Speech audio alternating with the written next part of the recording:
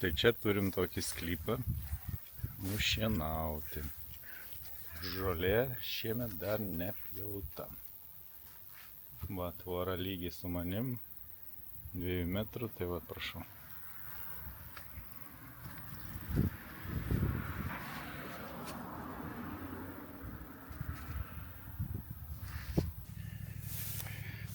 Žolės pjovimas stipriai apleistų sklypų.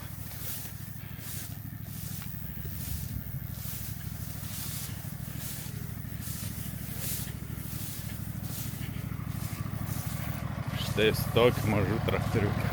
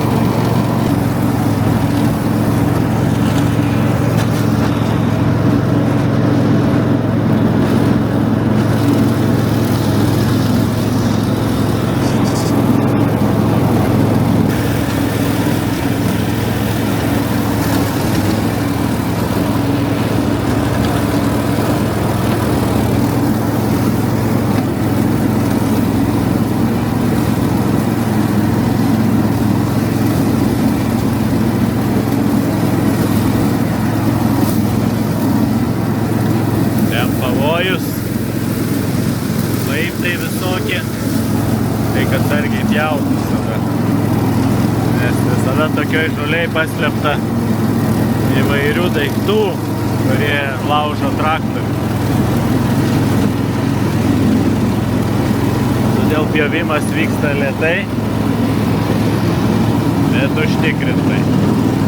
Ir už tai vat iš tokios didelės žolės lieka va toks mulčius.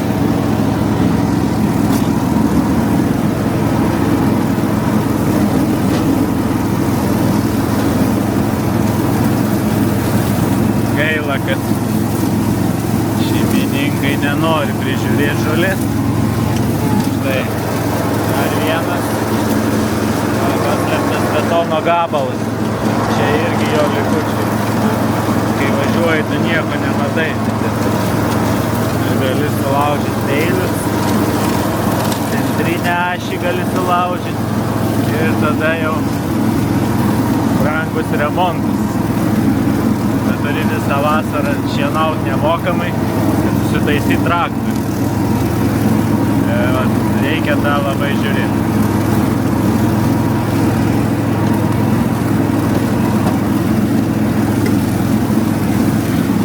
Tai dar kiek laukia daug darbo,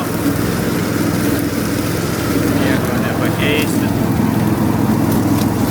Yra kaip yra. Tiesiog arba imi ir pjauni, arba atsisakai pjauti. Visada maišo šakos. Gerai, kad ne eglės. Va čia dar šiukšlių pilna, primėtyta. Tai yra mano pats nemėgstamiausias sklypas, kurį man tenka šienauti į metus kartą. Nes čia visada pilna siurprizų ir vis pamirštų per metus laiko. Štai kokios žolės. Pačios mažiausios, didžiausios. Erkių lizdas čia gali būti. Pakankamai didelė.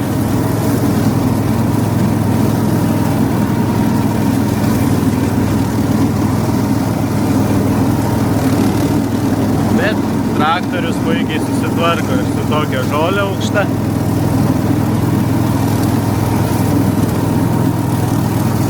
Jam nėra problemų.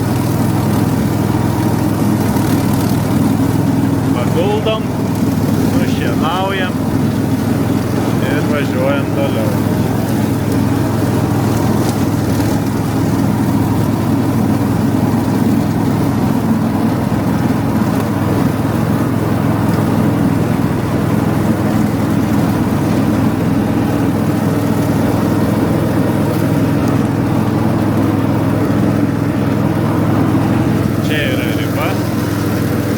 čia ir pjaus. O ten jau kitas šeimininkas, ten nepjaus.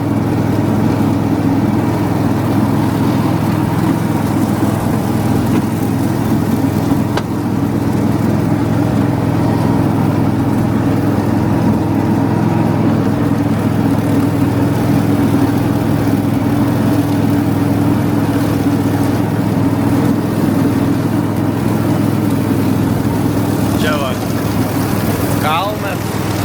Šitą kalną reiktų su trimeriu pjaut, nes su traktoriu dėja neįvažiuoju.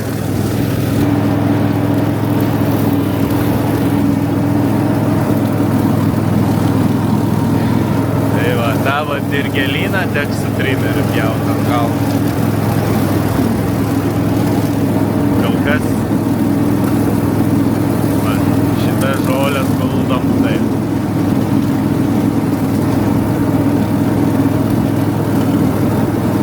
Padarys.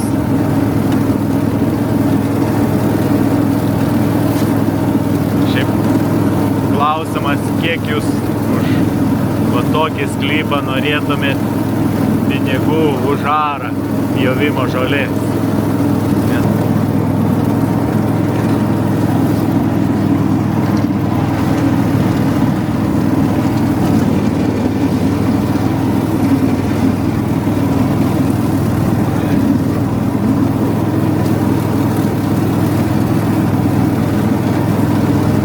Ten dar po medžiu, čia irgi šiukšlių krūva kažkokia.